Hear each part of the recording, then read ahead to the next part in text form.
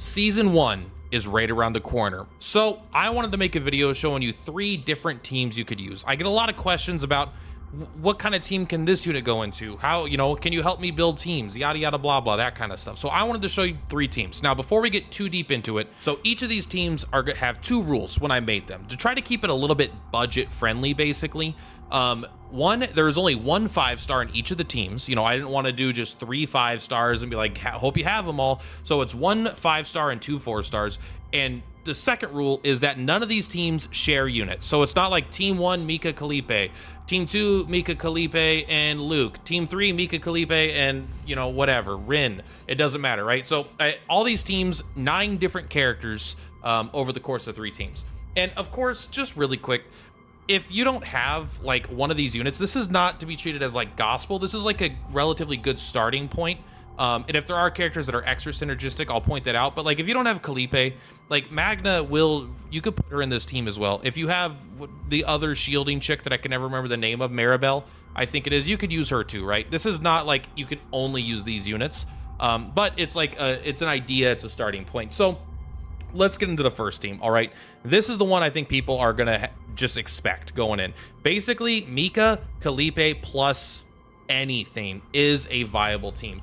So if we take a look at and we actually load into this team here, this is not one of the teams, don't worry about it.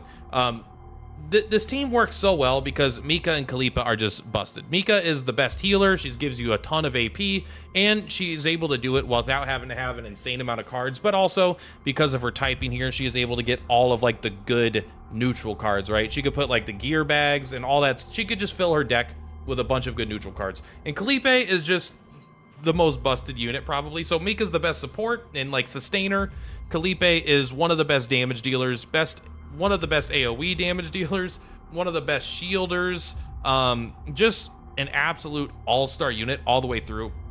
And then whatever you have in the middle, it doesn't really matter. It doesn't need to be Beryl. If you have Haru, use Haru, right? If you have anybody, use anybody. I like Beryl because I think Beryl is the God Slayer. I use her a lot, and so I really wanted to highlight that. So the way that this team doesn't have an inherent like trick to it. There's no like inherent synergy to it necessarily. This is like just good stuff, right? The other 2 teams definitely have a little bit of synergy that I think makes them good. Whereas this one is like, you've got the best sustain, you've got the best, shielder with great, probably one of the best, maybe the second best AoE, if K-Ron is maybe better. And then Beryl, who is one of the best damage dealers in the game and also just really fun with powerful mechanics. This is just good stuff, right? This is a very viable team, and I honestly don't want to spend any more time on it because I think you kind of understand that. Most people are going to see this and totally understand. The second team here is Mei Lin, Ray, and Owen. This is what I dub the waifu team. Let's put this in here. Let's put it the waifu team.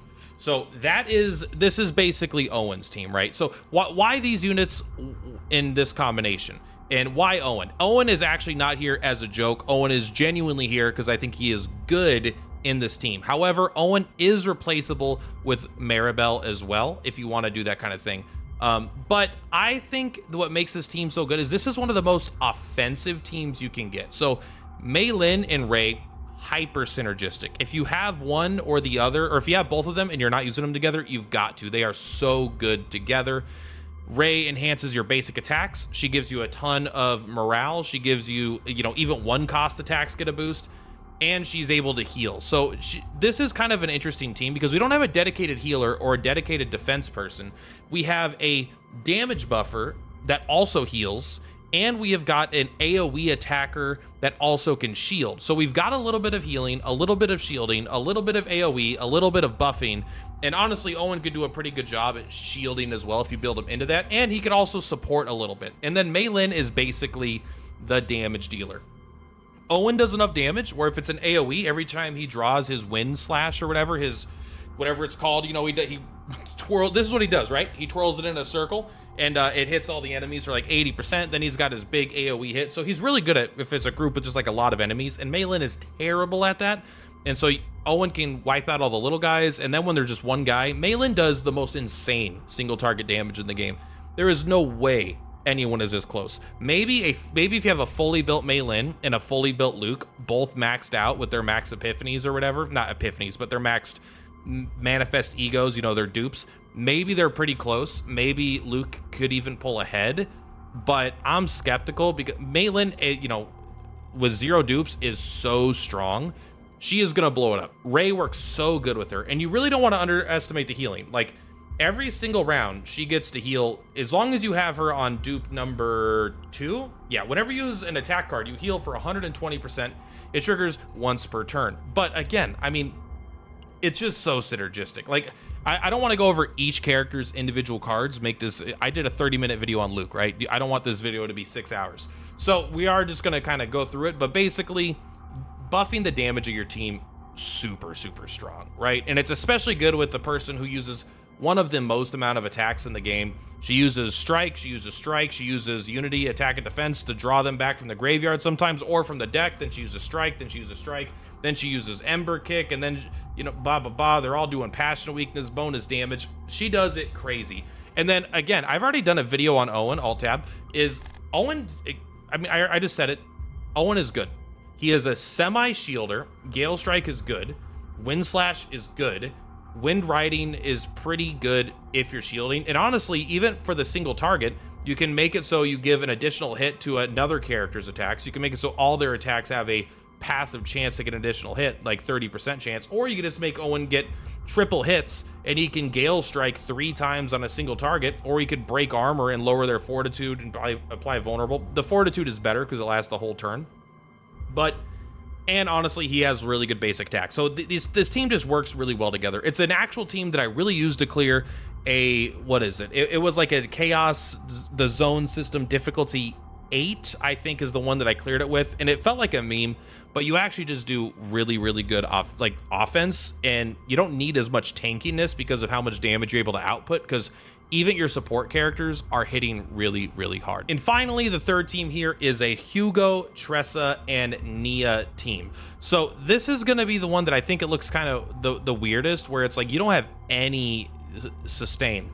And that's not necessarily true. But before we talk about Nia, let's talk about the Hugo Tressa. These are incredibly synergistic characters. This is kind of like another Maylin Ray situation where they're just so good together.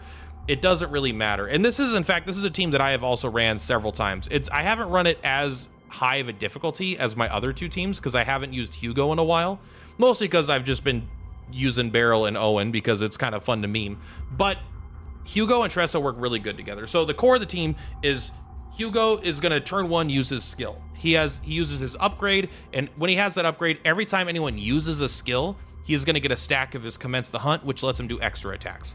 Tressa is a very cool unit because she has a lot of her skills generate attacks. So she fulfills both halves of this equation. So Hugo wants you to use skills and then he wants you to attack. What does she do? She has 0 cost skills. She has a skill that generates a dagger that could be used twice. She has a 0 cost skill, and she has a skill that generates 2 daggers. So it's like she's full of skills that generate attacks. So she is filling his condition perfectly. It's very easy for Hugo to kind of go off if you have Tressa. And in fact, I would say Hugo is the main damage dealer. Tressa is almost the enabler. Because these things, they do okay damage. They're fine. But really, the vital attack is like her big thing. Like, that's actually her really good damage dealing card. You're not really going to kill things with just doing an insane amount of agony.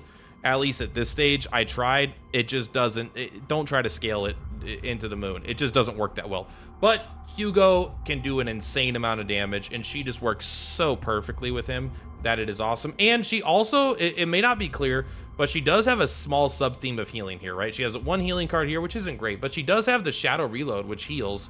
And I believe she can get something else that heals. But Shadow Reload having healing on it, this is the exact kind of thing that made that Luke card so pissed me off, where he gets like 2 bullets, which is still a card that I like. No, it's the one, I don't know. But he has like this card that's like missing an effect. This could just create the Shadow Dagger and it would be fine. But that heal is just like a nice little cherry on top. It makes you kind of like, oh, nice, I could use this to heal and I get a little bit of offense. And then finally, if we look at Nia here, the only condition for running Nia is that you do need to get her Manifest Ego. I believe it's up to not even the Manifest Ego. Sorry, you need her Potential. This is the big one here. So when using Amp Therapy, which is her healing card, all right, it's her healing card, you get Elasticity. Elasticity is, you get up to 2 stacks. When allies perform an extra attack, you heal 50%. So you are able to basically, she already has some healing, right? She has healing in Soul Rip. She can go through the deck really, really fast. And I believe she can get healing on some other stuff, but also you might end up using Amp Therapy a reasonable amount. But by using Amp Therapy, you get a heal, and then when an ally actually uses an extra attack, you're going to heal again. So these are actually pretty sizable heals. They look like 100%, but they're actually closer to 150%. And if you get the dupes, they're going to be, and you like level up the potentials, they're going to be closer to 170% healing for 1 energy, which is actually pretty darn impressive. I wish, like, it's not like broken, but that is the sustain. And if you don't need to use the sustain as much, I mean, look at her kit. Skill, skill, skill, skill, skill, skill, skill. Hugo is going to be at full stacks constantly with her in your team. One, because this is a 1-cost card, right? This is a 0-cost card. This is a 0-cost card. And this draws you a card. This draws you a card. This does like an extra attack. This one heals you. And it lets you, you do get a draw? Not this one. But there's a lot of like upgrades as well that will also allow you to like draw, heal, cycle through the deck, and just keep using cheap cards to get Hugo stacks maxed out. Then you're going to be use Tressa to actually execute all those attacks and deal an insane amount of damage really, really quick. So Nia is actually super, super good in this team. And honestly, I don't want to keep you guys much longer. I want this to be a shorter, sweeter style video, not one where I go into crazy depth on builds for each individual character, right? I just wanted to introduce 3 teams that I think are good. I'm going to move my camera down here just so you can see them all at the same time, where now you can pick any 3 of these teams, right? All 3 of these teams will be viable for you, assuming that your units are built, but they all have different play styles as well. I would say these 2 teams fare on the aggressive play style much more, because you don't have that much healing, like no shielding here, but an okay amount of healing, and then some healing and some shielding. So this one might actually be the most aggressive team. And then this one's just the most tanky. This is almost like the tank up, we're going in for the long run, but this is like a literal tank where like it'll just run over pretty much everything. So feel free to use these teams, and don't feel bad about making some adjustments, right? If you don't want to use Nia with this team, I mean, Mika works here too. Mika works in all 3 of these teams, right? Super viable because she's a great unit. Instead of Owen, you could use Maribel. You could use Magna. Throw in another 5-star, right? Instead of Tressa, you probably could do something like using Chiron, I guess. I haven't used him, but like these are relatively modular, but these are, I think, relatively budget-friendly teams that are also going to hopefully perform pretty well for you. So that is all for this one. Get into that new season. These are some teams that'll get you started on the right foot, especially because a lot of people aren't pulling for this new character, right? Anyway, that's all for this one. Much love. Per Platypus is per Ploutopus. I will see you on the flip-flops. Bye!